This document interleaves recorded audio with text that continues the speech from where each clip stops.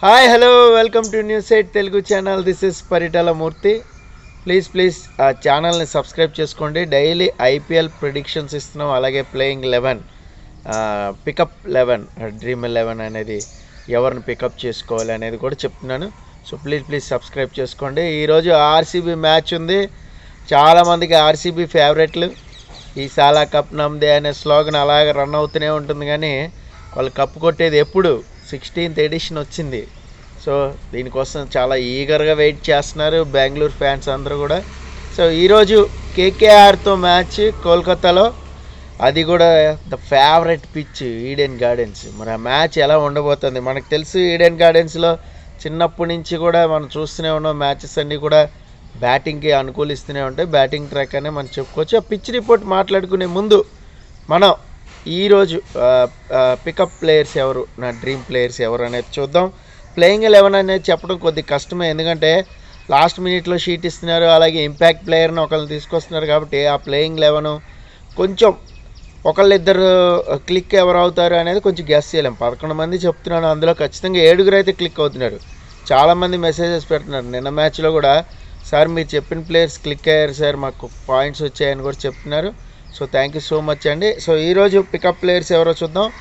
First wicket కీపర్గా అయితే రెహమానుల్లా గార్బాజిని తీసుకోండి. రెహమానుల్లా గార్బాజిని పెట్టుకోండి వికెట్ కీపర్గా. దినేష్కి వెళ్ళొద్దు, సో ఇది పెట్టుకోండి. అలాగే కెప్టెన్గా విరాట్ కోహ్లీని తీసుకోండి. అలాగే వైస్ కెప్టెన్గా బ్రెస్వెల్ని పెట్టుకోండి. సో వీళ్ళిద్దరూ కొంచెం క్లిక్ అవుతారని అనిపిస్తుంది. మీకు కొంచెం కెప్టెన్గా పెట్టుకుంటే పాయింట్స్ ఎక్కువ వస్తాయి, అది తెలిసిందే అందరికీ. అలాగే బ్యాటింగ్లో ఫ్యాబ్ డుప్లెసీ, ఇంకా ఆల్రౌండర్స్గా అయితే మ్యాక్స్వెల్ని అలాగే ఆండ్రూ రసెల్ని పెట్టుకోండి. బౌలింగ్లోకి వచ్చేసరికి సౌతీని తీసుకోండి, అలాగే సిరాజ్ని, అలాగే వరుణ్ చక్రవర్తిని సెలెక్ట్ చేసుకోండి. ఆకాష్ దీప్ని కూడా పెట్టుకోండి. మీడియం ఫేస్, కొంచెం టర్న్ వేస్తాడు కాబట్టి. ఇక్కడే ఒక ట్విస్ట్ ఉంది.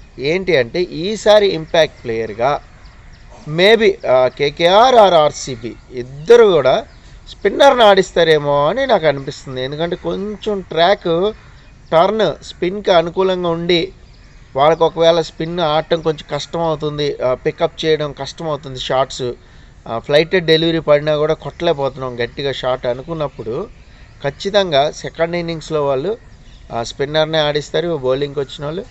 అలాగే ఫస్ట్ ఇన్నింగ్స్లో కూడా ఇంపాక్ట్ ప్లేయర్ని వెంటనే స్పిన్నర్ని నింపేసుకునే అవకాశం ఉంటుంది. సో ఎందుకంటే వాళ్ళు ప్లేయింగ్ 11 ఇచ్చిన తర్వాత ఆ 5 ఎవరైతే ఇంపాక్ట్ ప్లేయర్స్ ఉంటారో వాళ్ళ స్పిన్నర్ని అయితే ఖచ్చితంగా పెట్టుకుంటారు. ఎందుకంటే వాళ్ళు కూడా స్టడీ చేస్తుంటారు మనలాగే పిచ్ రిపోర్ట్. సో స్పిన్నర్ని పెట్టుకుంటారు. రీప్లేస్మెంట్ ఆఫ్ ది ప్లేయర్, ఇప్పుడు నేను చెప్పిన ప్లేయర్స్లో రీప్లేస్ అయ్యారనుకోండి ఎవరైనా, ఇప్పుడు ఆకాష్ దీప్ ప్లేస్లో ఎవరైనా స్పిన్నర్ని తీసుకున్నారనుకోండి వేరే వాళ్ళని, అక్కడ మీరు ఆ స్పిన్నర్ని సెలెక్ట్ చేసుకోండి. అది నేను చెప్పేది. ఎప్పుడు కూడా ఎవరు రీప్లేస్ అవుతారో వాళ్ళని సెలెక్ట్ చేసుకోండి. బట్ ప్లేయర్ మాత్రం వేరే చూసిన ప్లేయర్కి వెళ్ళిపోకండి. మీకు అర్థమైంది అనుకుంటా. ఇక పిచ్ రిపోర్ట్ విషయానికి వస్తే మనకి ఖచ్చితంగా బ్యాటింగ్ ట్రాక్. ఫస్ట్ టాస్ గెలిచిన వాళ్ళు అయితే బౌలింగ్ తీసుకుంటారు. ఎందుకు అంటే చేంజింగ్ చేయడం ఈజీ కాబట్టి. ఆల్మోస్ట్ ఒక 12-14 మ్యాచ్లు ఆడితే 8-9 చేంజింగ్లే గెలిచినాయి. అట్లా ఉంది పాత రికార్డ్స్. సరే పాత రికార్డ్స్ మనం ఎప్పుడు పట్టించుకో, అది పక్కన పడేస్తే ఈరోజు మ్యాచ్ మనకి ఇంపార్టెంట్. చేంజింగ్కి అయితే కొంచెం అవకాశాలు ఎక్కువ ఉంటాయి. మేబీ అక్కడ ఏమైనా వర్షం పడే ఛాన్సెస్ కూడా ఉన్నాయని కొంతమంది ప్రిడిక్షన్స్ చెప్తున్నారు. సో కొంచెం రైన్ గోయేలాగా అలా వచ్చి వెళ్ళిపోద్ది రెయిన్ అని. ఆ చిరుజల్లులు కానీ పడితే, మ్యాచ్కి బిఫోర్ పడితే, ఖచ్చితంగా ఎవరైనా టాస్ గెలిస్తే బౌలింగే తీసుకుంటారు. మనం క్రికెట్ ఆడుతున్నా వాన పడితే ఆ పిచ్ అనేది కాస్త తడిగా ఉంటుంది, కాస్త ఆ బాల్ స్వింగ్ అవుతుంది. కాబట్టి పేసర్స్కి ఖచ్చితంగా ఎవరైనా బౌలింగ్కి వచ్చేస్తారు. ఎర్లీగా వికెట్లు తీయచ్చు. పవర్ ప్లేలో 3-4 వికెట్లు తీస్తే అపోనెంట్ ప్రెషర్లోకి వెళ్ళిపోద్ది. ఇది మనందరికీ తెలిసిన స్ట్రాటజీనే. సో ఆ స్ట్రాటజీ ప్రకారం అయితే బౌలింగే తీసుకుంటారు టాస్ గెలిస్తే. ఒకవేళ వర్షం మధ్యలో పడితే మాత్రం చేంజింగ్ కొంచెం డిఫికల్ట్ అవుతుంది. అది ఫస్ట్ ఇన్నింగ్స్ అయిపోయిన తర్వాత వాన పడింది అనుకోండి, కొన్ని ఓవర్లు ఏదైనా తగ్గించారనుకోండి, అక్కడ మాత్రం కొంచెం కష్టమే అవుతుంది. చేంజింగ్కి కొంచెం ఆచితూచి ఆడుకోవాల్సి ఉంటుంది. షార్ట్స్కి వెళ్తే మాత్రం లూజ్ షాట్స్ పడిపోతే దొరికేస్తారు, ఎక్కడొక్కడ లాంగ్ ఆఫ్ దొరికేస్తారు. సో కాబట్టి కొంచెం డిఫికల్టే మ్యాచ్ ప్రిడిక్షన్ చెప్పడం అనేది. బట్ చేంజింగ్ టీం అయితే గెలిచే ఛాన్స్ ఉంటాయి. ఒకవేళ కేకేఆర్ టాస్ గెలిస్తే మాత్రం ఆర్సీబీ 170 రన్స్ పైనే చేయాలి. 170 రన్స్ లోపు చేస్తే బిస్కెటే, నో డౌట్.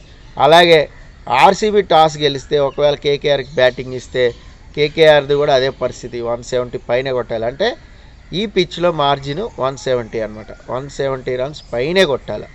170 రన్స్ లోపల కొడితే కాపాడుకోవటం టార్గెట్ని చాలా కష్టం. సో అది మ్యాచ్ పిచ్ రిపోర్ట్. అయితే విన్నింగ్ మీటర్ ఏం చెప్తుంది ఇద్దరి మధ్యలో?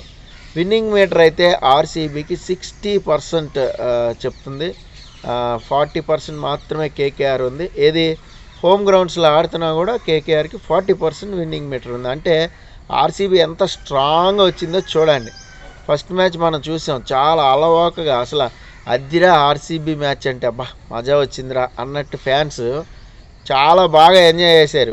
అటు డూప్లెస్ కొడుతున్నా, కోహ్లీ కొడుతున్నా. సో ఈసారి కూడా ఆర్సీబీకి వీళ్ళిద్దరు కూడా చాలా బలం, ఓపెనింగ్ జోడి. సో వీళ్ళిద్దరూ కూడా ఓపెనింగ్ దంచి కొడితే మాత్రం తిరిగి ఉండదు. సో నా ఫేవరెట్స్ ఈరోజు ఆర్సీబీకి వెళ్తాను నేను, ఎందుకంటే మంచి ఫామ్లో ఉన్నారు, మంచి టచ్లో ఉన్నారు. పేపర్ పరంగా చూస్తే టీం పరంగా కూడా బ్రహ్మాండంగా ఉంది. కాబట్టి ఆర్సీబీకి గెలిచే ఛాన్సెస్ ఉన్నాయని నేను అనుకుంటున్నాను, ఎందుకంటే విన్నింగ్ మీటర్ కూడా అటే వెళ్ళింది కాబట్టి. సో నాకు కూడా ఫేవరెట్స్ ఆర్సీబీనే ఈరోజు మ్యాచ్లో. సో మరి మీకు ఫేవరెట్స్ ఎవరు, ఏ టీం గెలుస్తుంది అనేది కామెంట్ బాక్స్లో కామెంట్ చేయండి.